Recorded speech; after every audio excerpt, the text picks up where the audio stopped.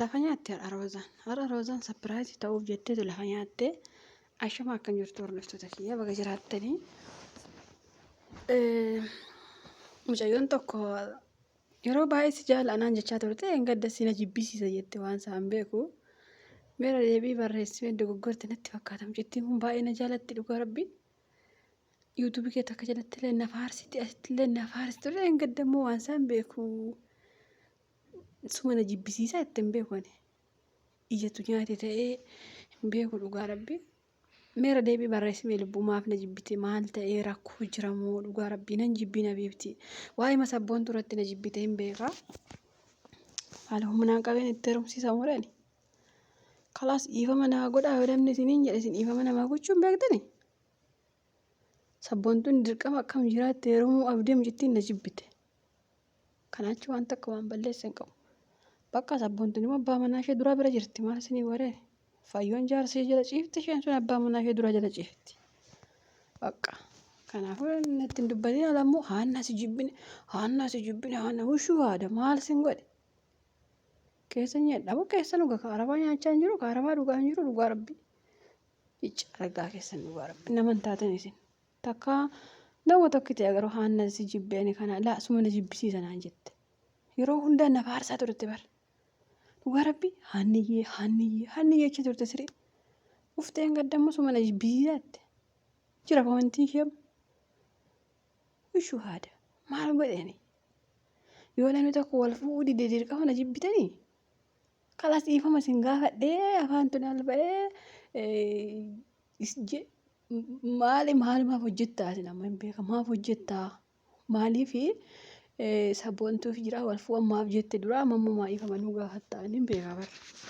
Innaa amma waa'ee roozarra haasa'uu fi waa'ee ishee sanaa miti garuu mucittiin garaa na nyaatte haanna suma na jibbisiisa isheen jennaan baay'ee takka garaa na nyaatte maaliif dura na faarsaa turte.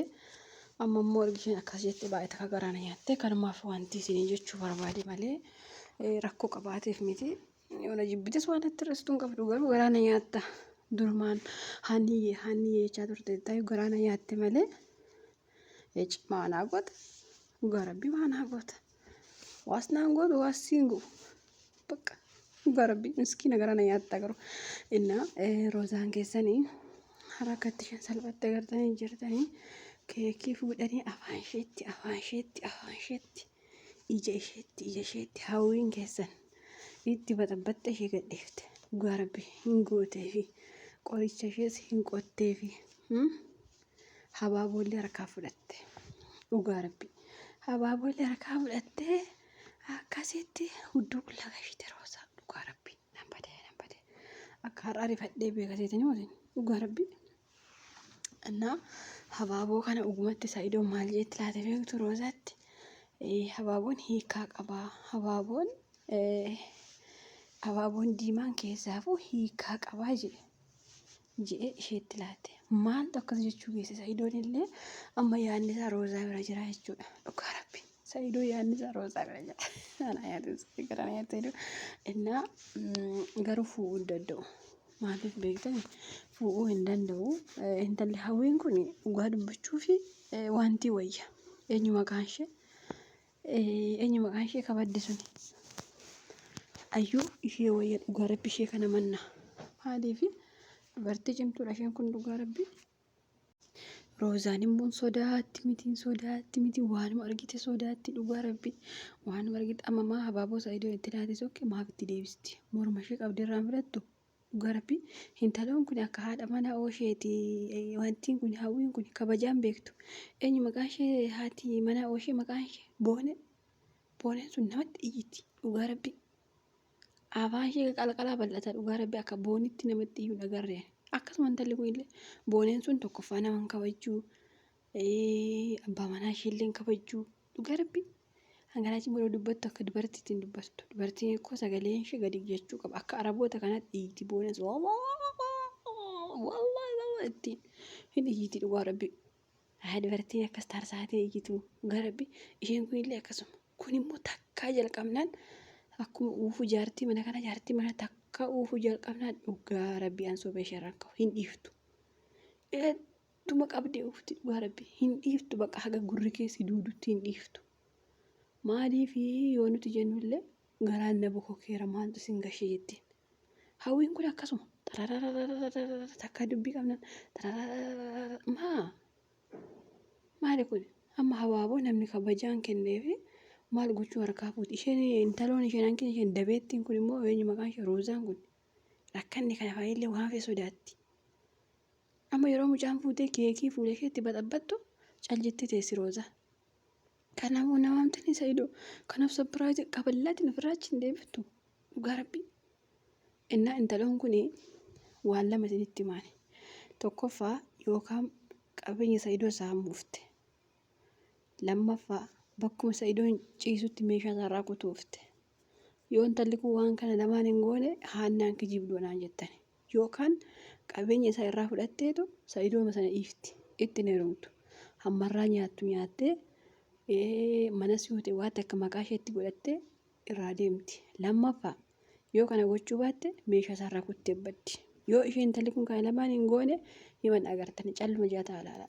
Amma intalli kun haadha mana Saayidoo taateetu Saayidoo waliin jiraatti jettanii teessanii eegdu. Borga nama Saayidoo jettuuftee biraa deemtee amma arguuf teessan hundi keessan taa'ana ilaala. Hundi keessan yoo Saayidoon intala kana waggaa tokko miti ji'a 3 taa'e haannaan kijibduu anaan jedha. In jiraatu Saayidoon kana waliin. Maraattuu kana eessa waliin jiraatta kana maraattuu. Kana koo Saayidoo maraattuu gabaa keessaa qabeetu manatti gashate bara. Qawwisii dhugaa rabbii namni kabajaa qaba bara namni mana ofiifu fakkeenyaaf yoo kaa'imaa Saayidoo taatellee dantaa isheeti garuu kabajaa qabdi. Saayidoon fakkeenyaaf yeroo kabalu sana ammoo iji ishee keessaa baasee akkam taati. Dhugaa rabbii maali akkas maal dhugaa rabbii dubara maa kabajaa wallaalti aan dubartii tokko dhugaa rabbii. Saayidoo koo kee miti dhugaa rabbii Saayidoo kee miti. Nama haadha manaa qabu tokko akkamitti amantee koo jettaa si jammar. Maali Sumayyaan arguu ijji kee ijoollee sana arguu. Yoo bargar badeeffite karaatti baasee si gataa bar dhugaa rabbii osuma ta'eyyuu Roozaan ikkoo obboleettii isheeti.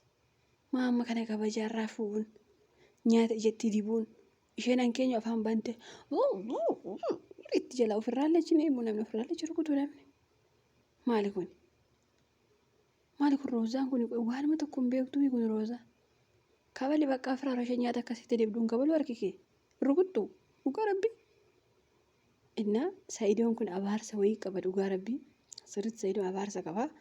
Wanti Saayidoo qabate nuun qabatiin dhugaa rabbii hunda keessanii nuun qabatii wanti Saayidoo qabatee jiru kuni dhugaa rabbii hin himatu hin dubbatu malee rakkoo cimaa keessa jira Saayidoon dhugaa rabbii. Amma namni fakkeenyaaf Saayidoon fuudheera bakka haadha manaa qaba. Saayidoon mana hidhaa jira.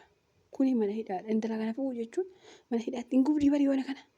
Mee amma Saayidoon huqqatee bara.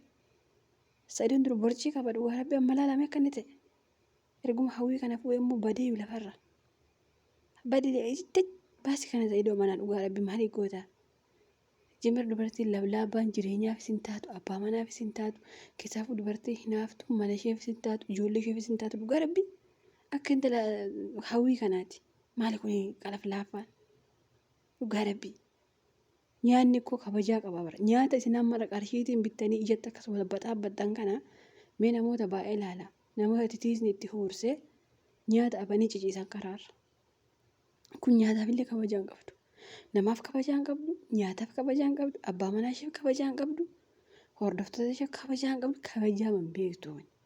Ani Saayidichi abaarsa qaba. Dhugaa rabbii. Saayidoon abaarsa haadha abbaa isa abaareera. Dhugaa rabbii innillee haadha koo abbaa koo na eebbise jedhamiti. Hawwii kana fuudhutti abaarsa qaban. Ana akka yaada kootti hawwii sana manaa baasee qofa osoo jiraatee irraa filadha. Dhugaa rabbii. Har'a immoo inni waan haadhu ta'e intalli kun maraattu